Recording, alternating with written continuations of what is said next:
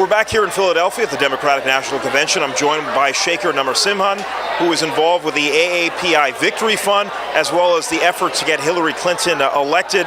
Shekar, talk about your role in pushing the AAPI agenda forward, as well as helping Hillary Clinton get over the top. How does she court Asian Americans, and specifically South Asians? Absolutely. So it's all, Ravi, about getting the right information, getting it in front of people, and getting them to get out and register and vote. So we identified 6 states that are the swing states in this election, starting with Virginia and Nevada, including North Carolina, Ohio, Colorado, and Florida, where APIs, if they collectively vote Democratic at the percentages they have in the last few elections, can be the margin of victory for any presidential candidate on the statewide level. So once we know that, we now know they live in 23 different counties in one city. In North Carolina, as an example, it's predominantly South Asian. In Virginia, it's Indian American, it's Japanese American, it's Chinese American, it's Korean American, it's Filipino American. We are learning how to communicate across these ethnic lines by talking about festivals and core values that these communities share. So just as an example, the top 3 issues that AAPIs care about across these states are, number 1, they care about comprehensive immigration reform. They want a fair system. There are, by the way, 400,000 Indians who have overstayed their visas in the United States. So this is, there are 1.2 million Asians. The largest number behind Mexicans is Chinese. This is not just a Latino issue, this is an Asian American issue. So education and college affordability and college, how do you make college available and accessible to the next generation of Indian Americans, Pakistani Americans, Bangladeshi Americans, and so on. Gun control, the issues around security in the country. Those are all Asian American, but also American issues. We just have a different constituency that we need to message to. So what we've done is we've sat down with the folks on the Hillary campaign. We've understood that they know the importance of the vote, and we're doing the most massive voter registration drive in the history of the United States. We have already seen a surge in registration by Asian Americans. Those same Asian Americans are the ones we need to persuade now. Get out there and actually vote, participate, and vote for the Democratic ticket. Is it fair to say this is the first time there's been such a drill down and such an effort to court Asian Americans and court South Asians by the Democratic Party? It is not the first time it has been attempted, but it's the first time there's real dollars behind it. I like to say that our community is the fastest growing, one of the most visible, but the least attention paid to. So we're largely ignored because it's complicated. Just to give you an example, in North Carolina, we discovered that the participation of Indian Americans in voting was the lowest of any ethnic group in the United States. Now, this doesn't come as a shock to many Indian Americans who think they all talk politics, they love politics. Many of them have not bothered to get citizenship, to register to vote, to actually vote. So when we challenge people, they get up and go, oh my God, I should do that. And we say, don't do it for yourself.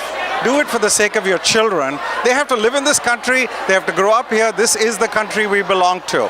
So if you're American first, get up and do the basic duties as a citizen that you should.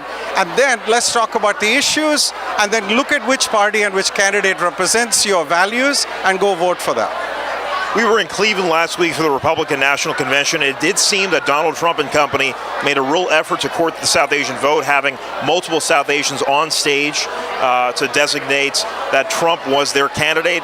Is there any way for the Democratic Party to counter that messaging that Trump put out there in order to keep South Asians in the fold? Since, in my view, I understand most South Asians are liberal, at least in terms of their voting record. Okay, so there are 2 issues. Let's talk about real numbers. They had a few people on the stage. They had 1 Muslim as an example. We will have Neera Tandon, who's an Indian American, on the stage speaking at this convention. That's the first time that's ever happened in prime time. We are going to have Ami Bera, who's a congressman. We're going to have Raja Krishnamurthy, who's about to become a congressman, on stage at KPAC at 5 o'clock today. So, and there are 12 Indian Americans on panels, including a panel that I did with Dilawar Saeed And as you will talk to others, Bangladeshis and Pakistani Americans, they are inspired by what they are hearing and they're revolted by what they're hearing on the other side. So I have no problem with people supporting the other party, the other candidate. Just think about your children. Think about the future of this country. If you buy into immigrant bashing, rhetoric where they build border, walls and not bridges, is that the country you want your children to grow up in? If not, vote for the Democratic Party. And final question for you. Bernie Sanders supporters came out in droves in day one. There's still a lot of passion for him, and obviously the majority of Americans, at least from our standpoint, seeing the huge results for Donald Trump as well for Bernie Sanders. It seems they're looking for a different way to move the country forward. How can Hillary Clinton coalesce these independent voters, knowing full well that it's a challenge? These people are mavericks by nature, and they want to see a real change in Washington. What is the message coming out of the DNC that Hillary Clinton and company will try to get out moving forward? So first of all, you have to give people time to heal. When somebody puts their body, soul, spirit, money, time into something and passionate, they are going to be upset if they lose or if they don't win completely. So we have to give them time. And so I acknowledge that this is a healing process. Second, actions speak louder than words. Let's listen to what Tim Kaine has to say. Let him be introduced to this country. A very decent, honorable man who is going to add great strength of character and of wisdom to this ticket. Let's listen to what Hillary Clinton has to say. She will speak to their angst, to the angst of the middle class, to the angst of those that feel left behind. And then let's watch her. Let's get her elected and let's watch and make sure that she performs. So actions will speak louder than words. I truly believe these people will believe in her and in the values that she represents, and they will watch her closely, and I look forward to working with them to making sure that happens. Shekar Narasimhan with the AAPI Victory Fund, thank you very much for your time. Thank you. Thank you, Ravi.